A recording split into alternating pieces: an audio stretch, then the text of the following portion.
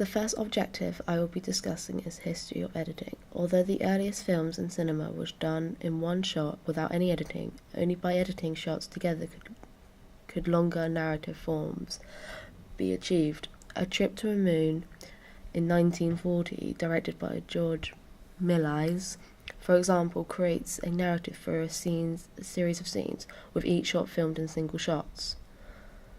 The edit point occurs between the scenes in order to link them together. Porter's The Great Train Robbery in 1903 follows a band of Western outlaws robbing a train and erupts the action with a cut away showing the rescue of a telegraph operator, whom the outlaws earlier had tied up. Porter introduces a second line of action showing the roundup of a posse and the pursuit of the outlaws. Film historians commonly cite this as an early example of parallel editing, showing two lines of narrative action happening at the same time. In contrast with Porter, D.W.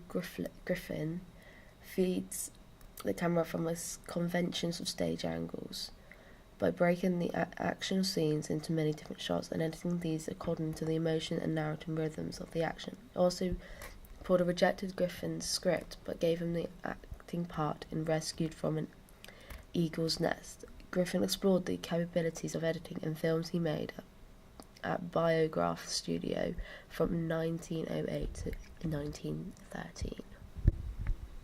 The next objective I will be discussing is editing purpose. The editing purpose of editing is to put together multiple video clips in an entertaining way and interesting way which will grab the viewer's attention.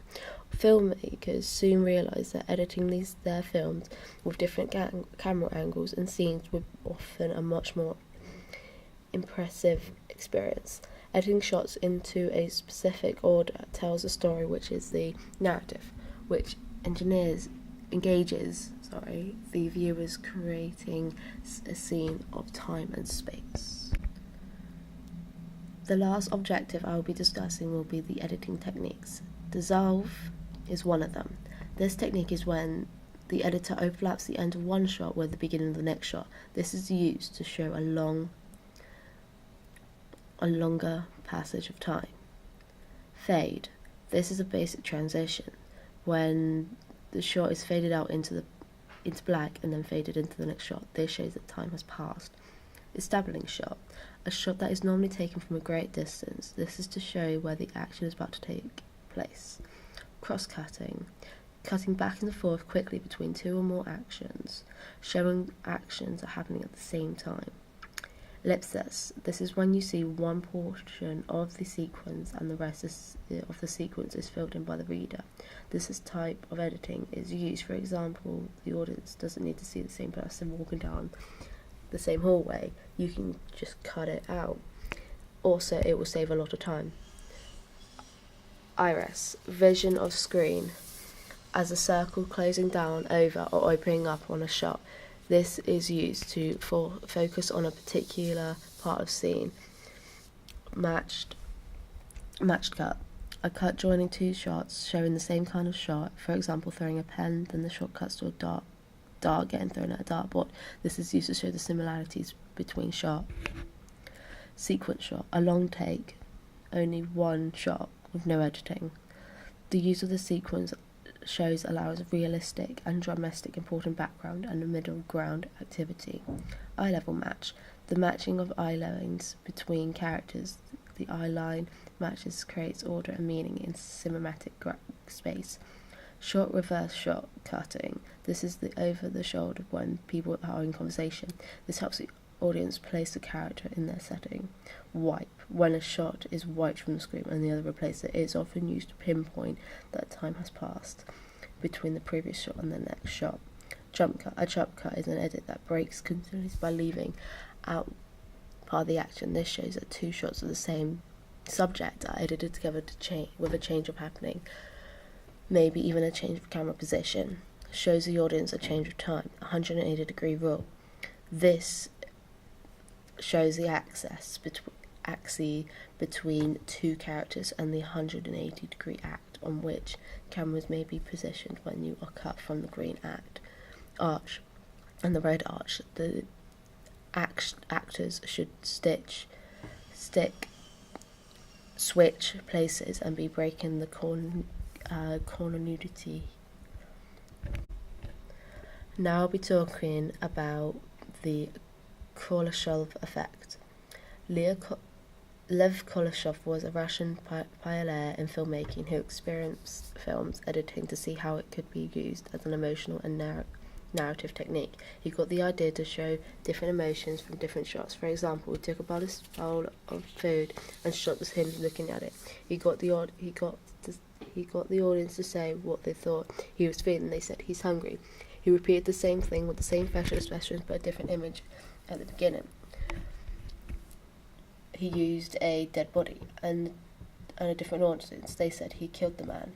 He repeated the same idea again for the last time with a different image at the beginning of a woman naked, but with the same facial expressions. He also got a different audience, and they said he's interested in the woman. This shows that a different shot in the beginning, but with the same facial expression, can change the audience idea.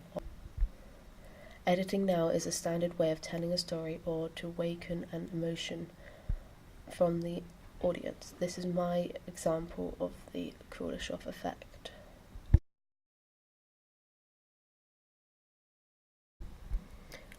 I have created a montage to show that time can go fast without even knowing.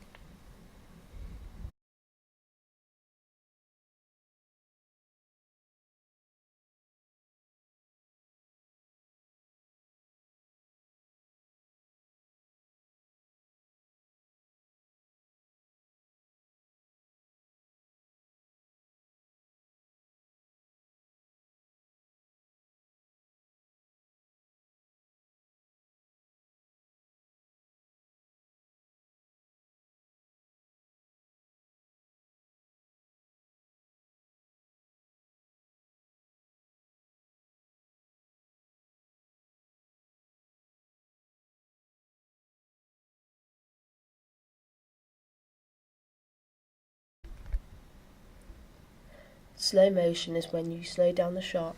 If you do this though, you want to shoot in 50 frames per second. So it goes down to 25 frames per second to make sure you get rid of the sound, as the sound will sound ridiculous. This is my slow motion clip. Time lapse. This is when you speed up the footage. To do this, you also must double the frame per second so it's not jumpy. There are basic shots when filming, and these are the medium shot, a shot between a close-up and a full shot, so it's showing the head to the waist. A close-up, this is when it's a close-up of face or object. This is either to show the importance of an object to give us enigma codes, or to show a close-up of faces to show their facial expressions. And high angle shot. This is when a camera is at a higher angle to the actor to show he's weak and vulnerable. A low angle shot is the complete opposite to a high angle shot. This shows the actor is powerful, strong, and is dominant.